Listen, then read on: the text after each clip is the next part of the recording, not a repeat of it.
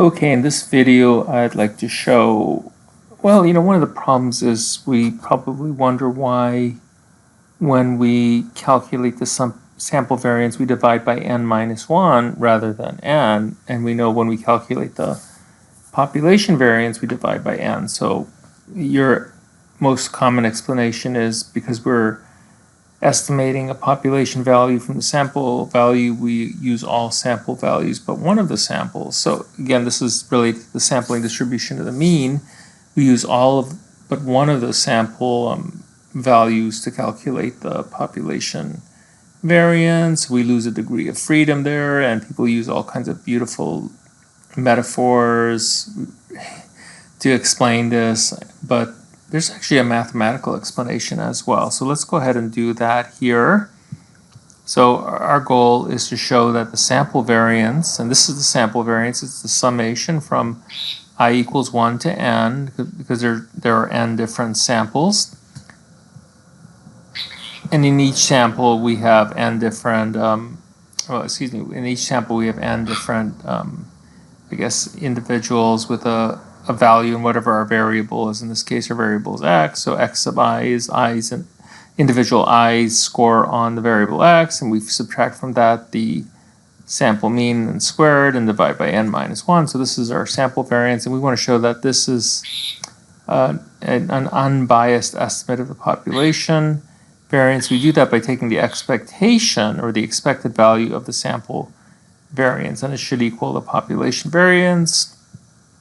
So now we can insert this equation into this this other equation here showing the expectation of the variance. So instead we have the actual equation here.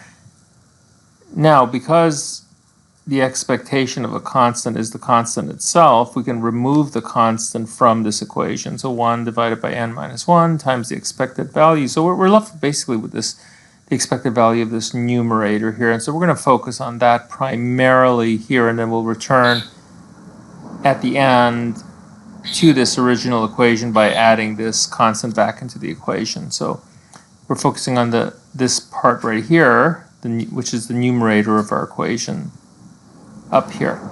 So it's the expected value of this summation, or the sum of square differences. If we expand it, we get this little beauty here. Now let's distribute the sigma, or the summation, across the different terms here. So what we get is the expected value of the sum of the xi squared. Now we can pull these two values here, which is 2 and the mean, because they're both constants, out of this summation. We're going to multiply them times the summation of the x sub i's here. And then, of course, we have this last term as well. Interestingly, this summation of x sub I can also be restructured to be a mean. And the mean is the summation of x sub I divided by n. That's just your average, right? But if we multiply this mean by n, we'll return to the summation of xi. So basically, we're just changing the way we're looking at this term here. So what we get then is the summation of x sub I squared minus this middle term here, which is 2 times the mean times n times the mean, right? So this is the mean, so that's why we were able to substitute it for what we originally had, which is summation of x sub I, but we had to add that n in there as a product term. And then we have this last term here. We arrive at this last term because anytime we're summing some kind of a constant, so mean square is really a constant. The mean is the expected value. So this is a constant, and we're summing it, so it's from I equals 1 to n, so it's n times that value. So that's why we were able to do an n times the mean squared here. So we have this really beautiful equation at the end of this row here. And let's see, so we end up getting summation of xi squared, and we multiply these two means together, so we get n times the mean squared plus n times the mean squared, right? So it's minus 2. So now we can actually simplify this a little bit by adding these two terms together. So we've got minus 2n mean squared plus n mean squared is left with a minus n mean squared, right? Since there's negative 2 here and a single positive term here, it becomes just a negative n times the mean squared. So we have this beautiful little difference here. Now let's distribute this expectation. So we have the expectation of the sum of the xi squared minus the expectation of n times the mean squared. Well, one thing we do know is that the expected value of a sum is the sum of the expected value. So we can actually just change these two values here, right? So the expectation of the sum of xi squared becomes the sum of the expectation of xi squared. And we can also pull out this constant here, this n, right? So it's n times the expected value of the mean squared. We need this because we're going to actually use this in a moment. We're going to use both the expected value of xi squared and the expected value of the mean squared in a moment. Here's a couple things that we already know. We know the variance of this variable x is the expected value of xi squared minus the expected value of xi, the whole term squared. So we know this is your basic definition of a variance. And if we do the same for the mean, we'd actually essentially have the same terms, except for now we have the mean inside these parentheses and these brackets as well.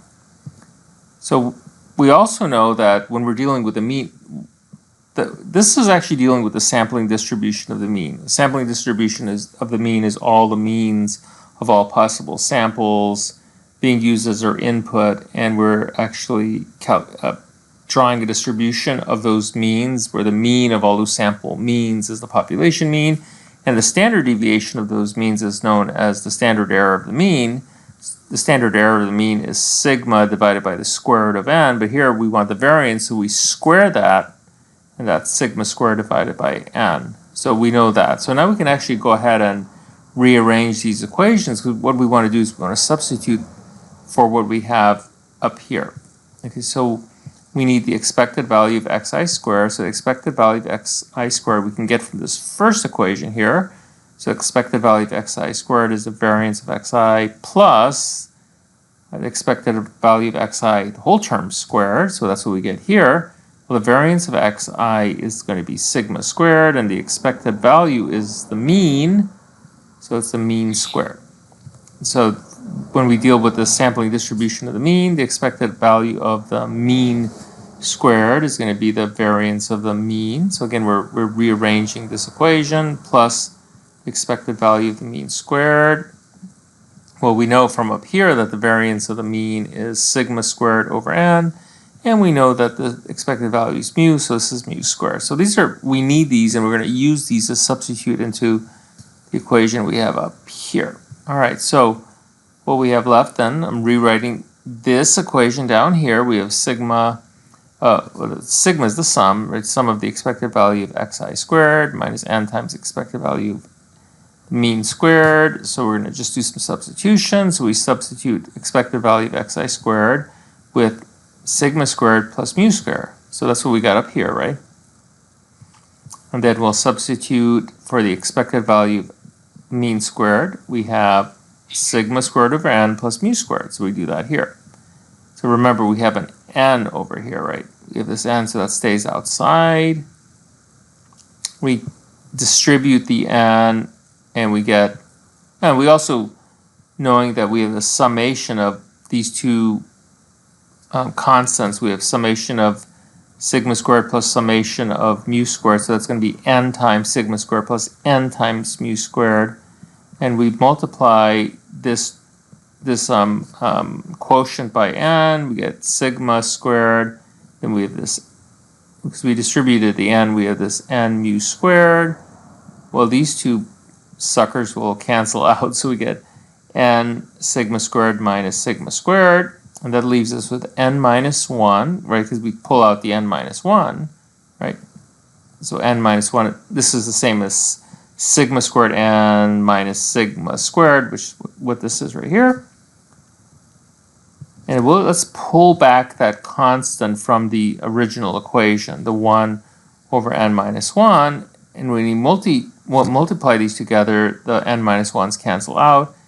And what we're left with is sigma squared. So we have therefore proved that the expected value of s squared, or the variance, sample variance, is equal to the population variance.